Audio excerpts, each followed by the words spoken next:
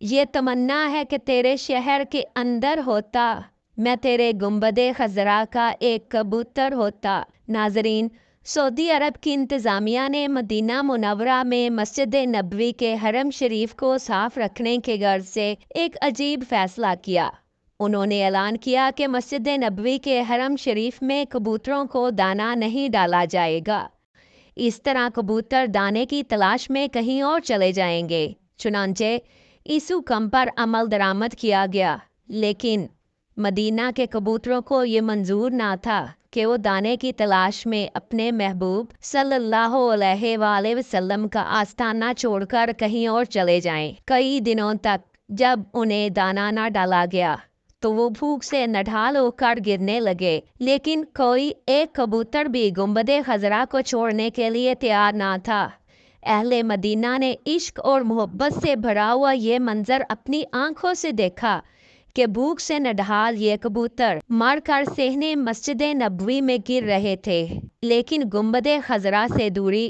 انہیں گوارا نہ تھی۔ جب تمام دنیا میں مدینہ کے کبوتروں کی آستانہ نبوی صلی اللہ علیہ وآلہ وسلم سے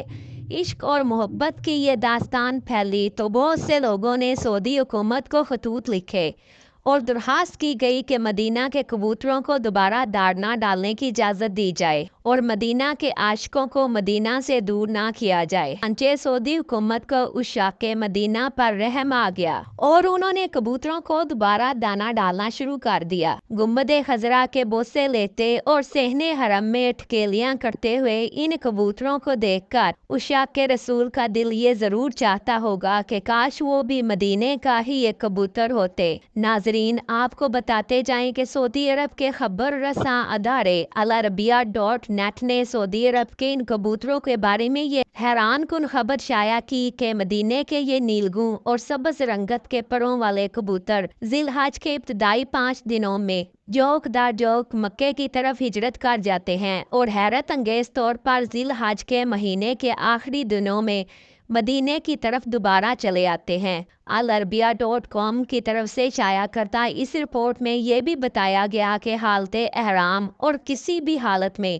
ان کبوتروں کا شکار کرنے کی اجازت نہیں ہے۔ اگر کوئی ایسا کرتا ہے تو اس پر فدیہ ادا کرنا لازم ہو جاتا ہے۔ ناظرین، روایات کے مطابق مدینہ کے یہ کبوتر ان کبوتروں کی نسل میں سے ہیں جنہوں نے اس وقت غار ثور کے دہانے پر اپنے گھونسلے بنا کر انڈے دیے تھے جب نبی کریم حضرت محمد صلی اللہ علیہ وآلہ وسلم قریش مکہ سے چھپتے چھپاتے پناہ کے لیے غار ثور میں داخل ہوئے اور وہیں پناہ گزین ہوئے۔ ان کبوتروں کے گھونسلوں اور انڈوں کو دیکھنے کے بعد کفار مکہ واپس لوٹ گئے، کیونکہ ان کا خیال تھا کہ اگر کوئی غار ثور میں داخل ہوتا تو ضرور کبوتروں کے یہ انڈے آپس میں ٹکراتے اور ٹوٹ جاتے اور ان کے گھونسلوں کو نقصان پہنچتا، جبکہ غار ثور میں بنے ہوئے یہ گھونسلے اپنی بالکل اصلی حالت میں موجود تھے۔ امکان نہیں تھا، اس لیے یہاں کسی کا موجود ہونا ممکن نہیں۔ ایک اور انتہائی دلچسپ روایت ان کبوتروں کے بارے میں یہ بیان کی جاتی ہے کہ جب حضرت نوح علیہ السلام طوفان